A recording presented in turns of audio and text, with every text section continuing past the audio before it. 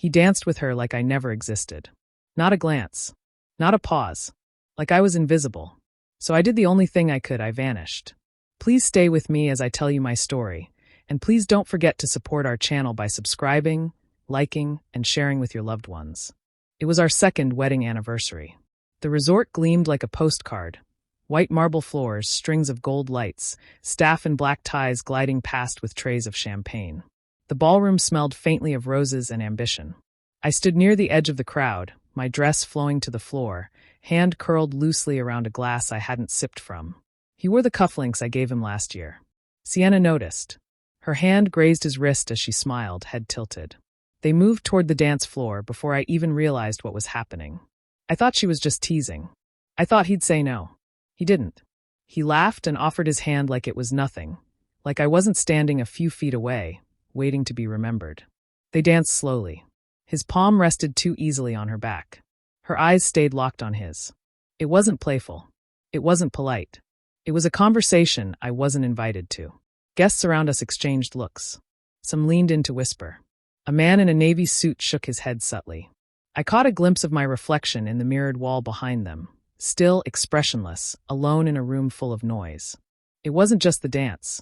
It was the way she wore the necklace I once lost in our apartment, the way he leaned in when she spoke, the way their bodies fit together like they'd done this before. Sienna always liked what I had. Toys when we were kids. Clothes when we were teens. Men, apparently, now that we were grown. No one stopped them. No one stopped me either. I left my glass on the edge of a half-cleared table. My heels echoed across the floor as I walked out. No one followed. I reached the elevator without turning back. My hands trembled slightly, not from anger, just clarity. The kind that comes when the illusion breaks and there's nothing left to hold on to. Back in the suite, I stood for a long time, staring at the closed closet. I didn't take anything. I slipped my ring onto the desk and set my phone beside it. I turned the light off, then opened the door again. The hallway was empty. I walked barefoot past silent rooms, past the elevator this time, down the fire stairs, out a back door meant for staff. The night air was cold against my skin, but it felt right. The kind of cold that wakes you up after too long asleep. I didn't know where I was going. I just knew I couldn't stay. That night, I stopped existing. The motel smelled like bleach and cigarette ash, the kind of place no one asked questions if you paid in cash and didn't stay too long. The walls were thin enough to hear the couple next door arguing over something muffled and mean. I kept the blinds closed, the lights low, and my name to myself. Every hour that passed without a knock on the door only made one thing clearer. No one was looking for me. Not Daniel. Not Sienna. Not a single soul from the life I disappeared from. The morning after I left, I expected my phone to ring, even if I had no intention of answering. It didn't. I watched the motel's clock tick past each hour. Nothing. By nightfall, the silence wasn't just strange, it was damning. 3 days later, I used a prepaid phone and logged into an old account we'd made during our honeymoon. A blog where we posted filtered memories of fake perfection. Sunsets, cocktails, handwritten captions dripping with devotion. I hadn't touched it in over a year. It had never been mine, not really. Sienna ran it toward the end, said I'd lost the voice. Now that voice was louder than ever. There they were. A new post. A photo of Daniel and Sienna on a hiking trail we once took together. Her face was tucked into his shoulder. His smile looked real. The caption read, "Some journeys take time. But the destination? Always worth it." My chest went still. I scrolled. Another post. Them on a balcony. My balcony. Same lanterns I strung up the night before our first anniversary. Her feet in his lap. Wine glasses. 1 pair. I should have stopped there, but I didn't. I kept going. 7 days after I walked out, she'd moved in. Same couch. Same throw pillows. She'd even repotted the plant Daniel never watered. She wasn't just visiting. She was home. I refreshed the page. Another update. This one cut deeper. It was a photo from the gala night. The same night I vanished. Her in that shimmering blue dress. Him beside her, hand on her back. Both smiling. The caption under it read, "What's meant to be will always find its way."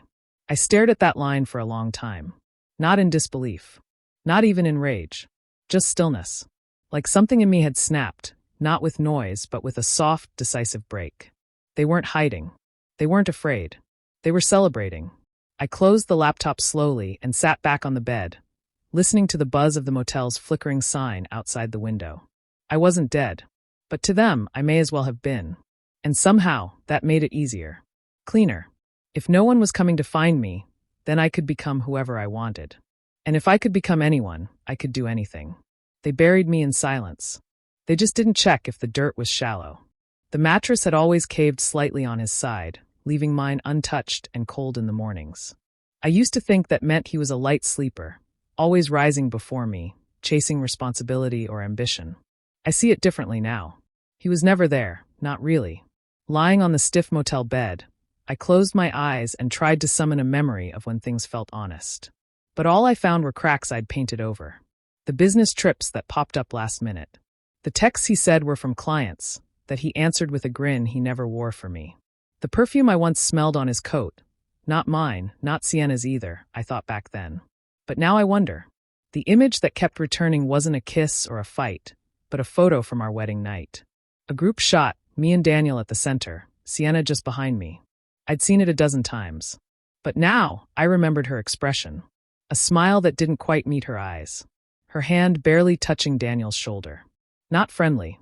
Not sisterly. Possessive.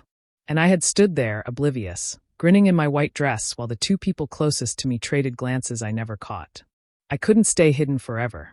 Curiosity itched beneath my skin like an allergic reaction. One call to a rental office later, I had a car, basic, gray, forgettable. I drove with the windows up, sunglasses on, motel key still in my pocket like a safety net. I told myself I just needed to see. I wouldn't go inside. I wouldn't make a scene. I just needed to know what became of my life. Our street hadn't changed. Same trimmed hedges. Same mailbox with the dent from the time Daniel reversed too fast. But the house felt smaller now. Cheapened. They hadn't even changed the curtains. I parked 3 houses down and waited for the blinds to shift. Eventually they did. Sienna walked past the front window holding a mug. My mug. The chipped one from college that I refused to throw out. I nearly laughed. Of course she kept it. I circled around back, careful, unnoticed. The garage door was slightly ajar.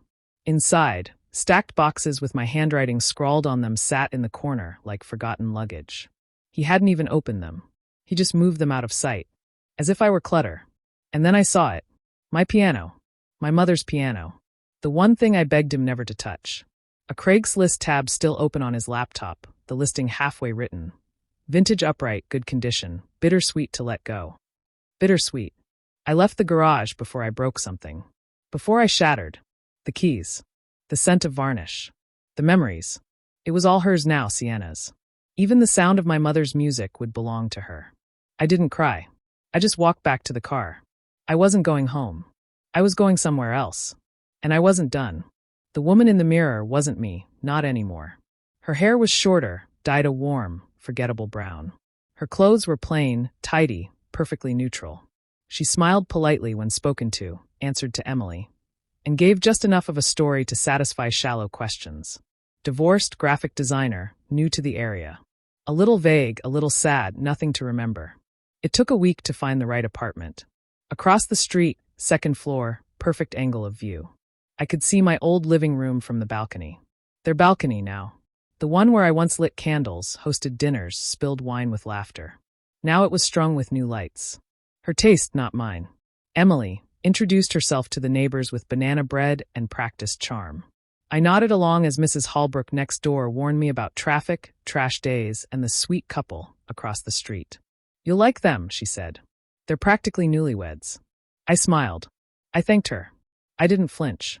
Most mornings, Sienna left first, always in heels too high for her balance, always late. Daniel came out 10 minutes later, same coffee tumbler, same tie jerk at the door. Their routines hadn't changed, only the players. Every evening they took the dog out. Max. My dog. The only thing I'd left behind without a plan. He'd been Daniel's before we married, but he chose me. He always chose me. The first time he saw me from across the street, he froze. Tail up. Head tilted. I turned quickly and pretended to check my phone. The second time, he pulled toward me leash tight, paws scrambling. Sienna shouted, frustrated, calling his name like he was misbehaving. I didn't look up. Not fully. Just enough for Max to see my face. He whimpered. She tugged him away. They didn't recognize me. Neither of them. Not a flicker of suspicion in their eyes. They smiled as neighbors do, polite, shallow, empty. I smiled back, a little timid, a little new. Inside my apartment, the lights stayed dim. I watched them eat dinner, laugh on the couch, argue in the hallway when they thought no one could hear. I kept notes. Times. Patterns. Names mentioned on phone calls. Her work schedule.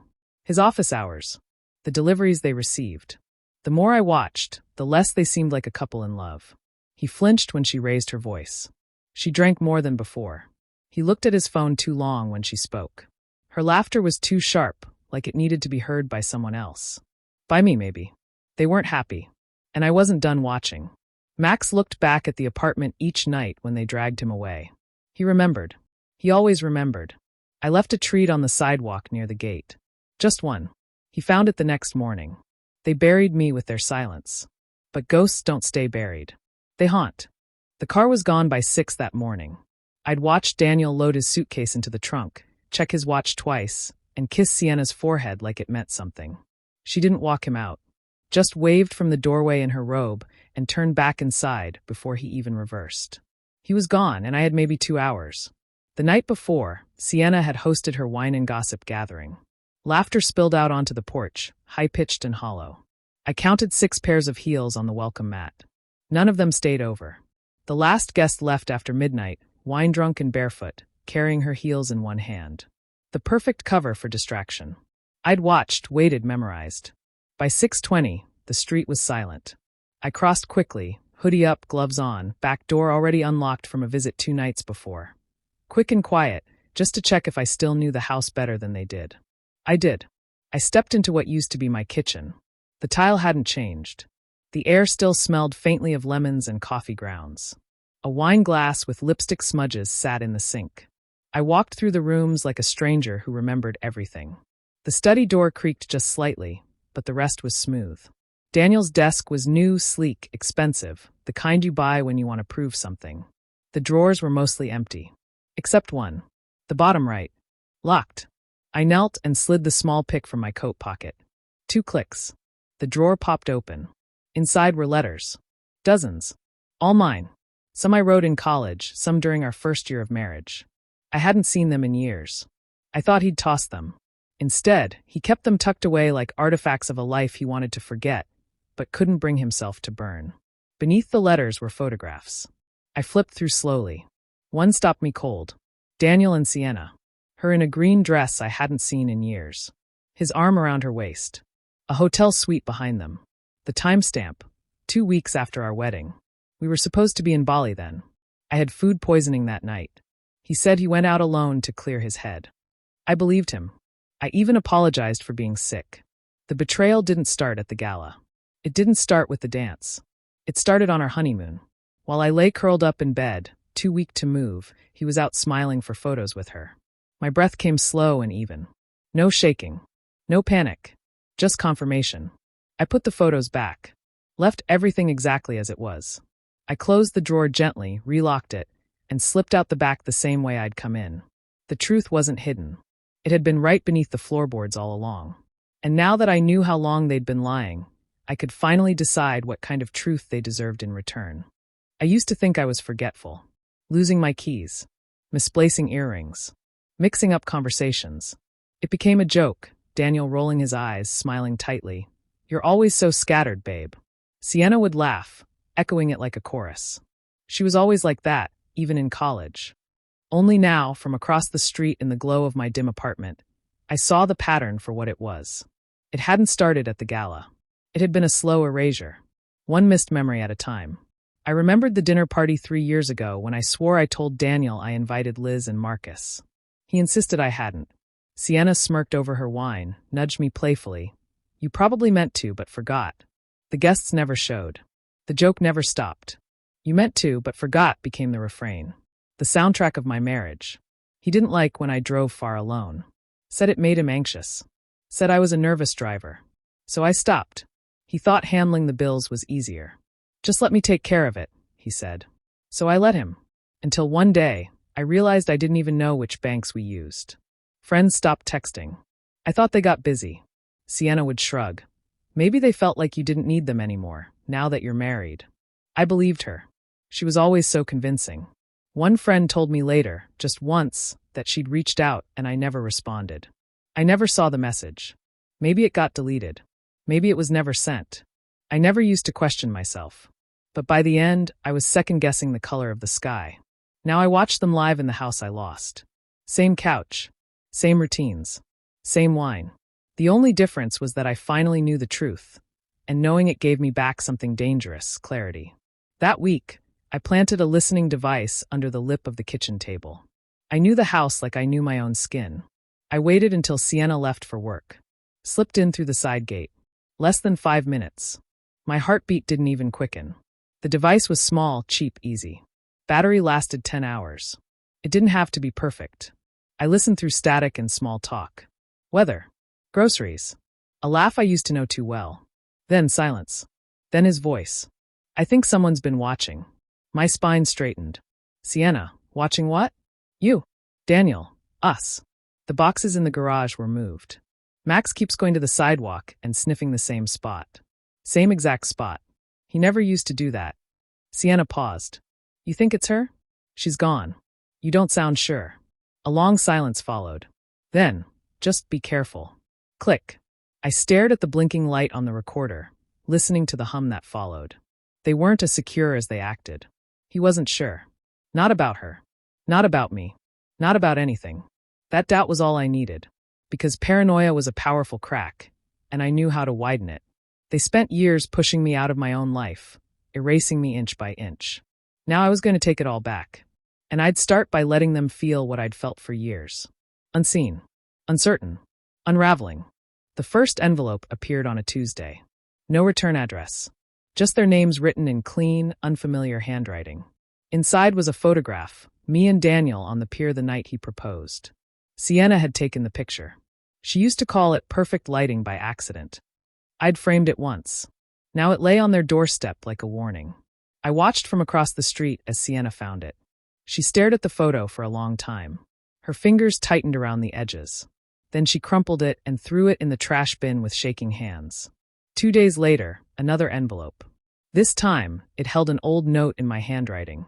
A list of baby names I once kept in a journal. We never had children, but we'd tried. Sienna had read that list once, smiling too softly. Now she held it like it burned. Daniel didn't speak much that week. He paced the yard at night. Lit cigarettes he didn't smoke. Checked the locks twice before bed. Their porch light stayed on until morning. I kept it slow. One memory at a time. A bookmark with my initials.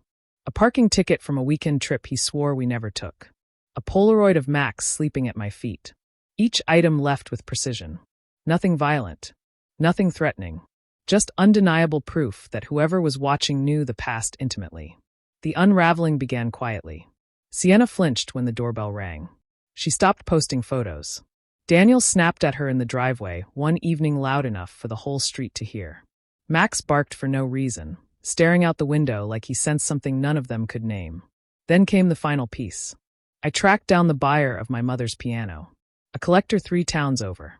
I made him an offer through a third party, generous enough that he didn't ask questions. It arrived 2 weeks later, hauled in on the back of a flatbed. Broken down the middle. Strings exposed. Keys smashed in. I left it on their front porch like a monument. Tied to the front was a note on torn sheet music, my handwriting sharp and unmistakable. "You dropped something." Sienna screamed when she saw it. She didn't know the neighbors were watching.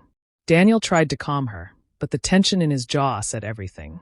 He picked up the note. Read it twice. Then he looked across the street. Just for a moment. Right at my window. He didn't see me.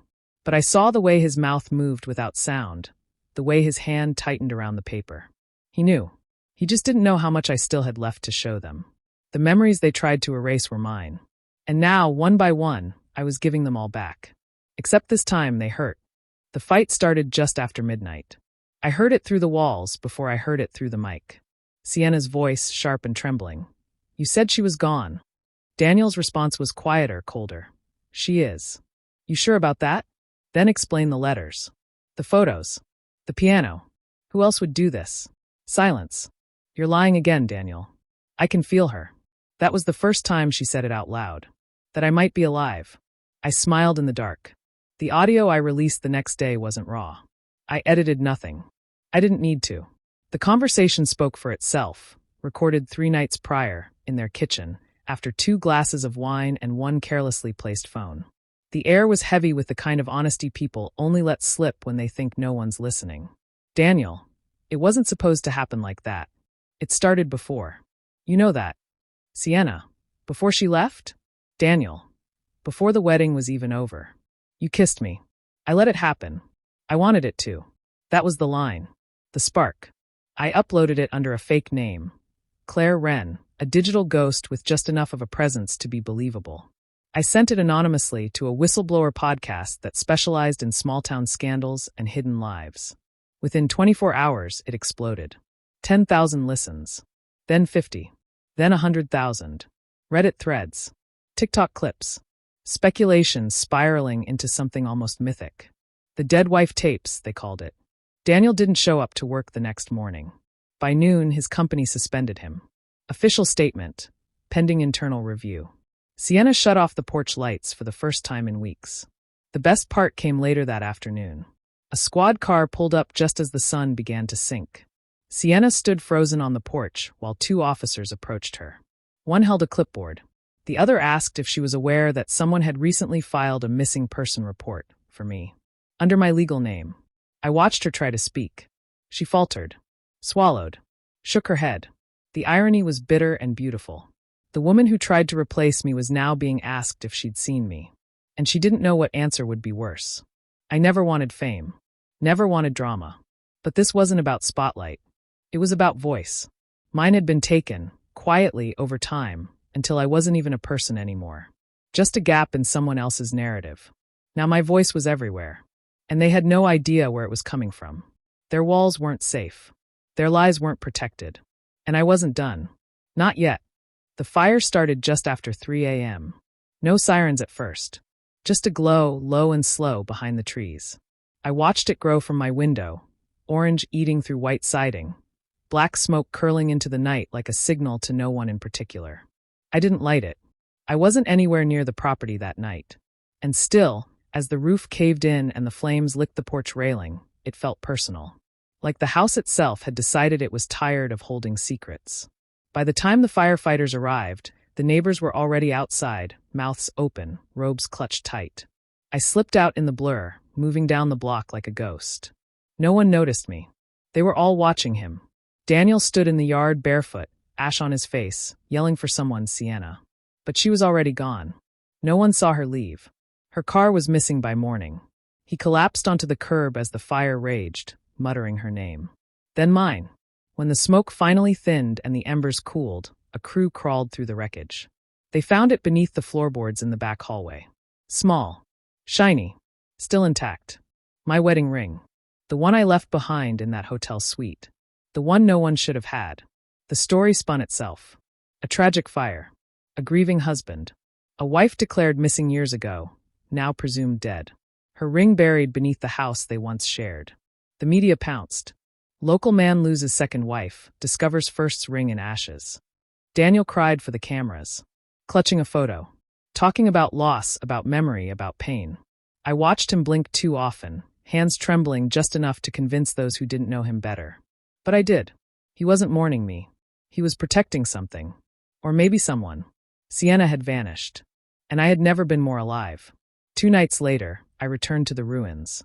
Slipped past the caution tape, through what remained of the gate. The porch was gone. The windows shattered. But the mailbox still stood, rusted, tilted, stubborn. I placed the photo inside, facing out. 1 copy. No note. It was from a summer years ago. The 3 of us in the backyard. Daniel's arm around my waist. Sienna leaning in, smiling too wide. I had burned out my own eyes with the tip of a match. Just 2 black circles where I used to be. I didn't need to say anything. Let them wonder. Let him wake up and find it. Let him stand in the ruins of his perfect life, holding a memory that no longer flattered him. He had burned the house down to bury the truth. But I was never in it. And he'd never know what I'd set fire to next. The lilies wilted in the heat, their sweetness hanging heavy as people filed into the pews, murmuring grief like a script they'd memorized. The photo near the altar was the one from our honeymoon. Me smiling, eyes soft, unaware of the storm forming behind me. Daniel had chosen it carefully. The innocent version of me. The version he preferred. He stood in front of them all with practiced stillness, suit too perfect, voice just cracked enough. She was kind, he said, scanning the crowd like he needed their permission to mourn. Gentle. The kind of person you only realize you needed, once she's gone. A pause. A blink. I should have said it sooner. Polite sniffles followed. The kind of grief you wear like a coat. Sienna sat stiff 2 rows behind him, eyes hollow, lips pale. She didn't cry. Her hands clenched the program until it tore down the middle. I wondered if she felt it yet, the weight of everything falling apart. No one looked at me. Black veil, dark glasses, still as stone in the last row. A woman no one noticed. It was easy to disappear when they'd already buried you in their minds. After the final hymn, they moved outside into small groups, soft voices, light hands on shoulders. I waited until Sienna slipped out the side door alone. She lit a cigarette behind the chapel, breath quick, hands shaking. Her heels wobbled slightly on the gravel. I stepped beside her without a sound. She looked up, startled. Her mouth opened. Nothing came out. I leaned in close enough for her to hear. Close enough for her to smell the lavender I used to wear. Do you still believe in karma? She dropped the cigarette. I didn't wait. I walked away, not hiding, not running, just finally walking forward. Do you think I went too far, or did Daniel and Sienna finally get what they deserved? Let me know what you think in the comments. I'm really curious to hear your take. And if you want more stories like mine, don't forget to subscribe and hit the notification bell.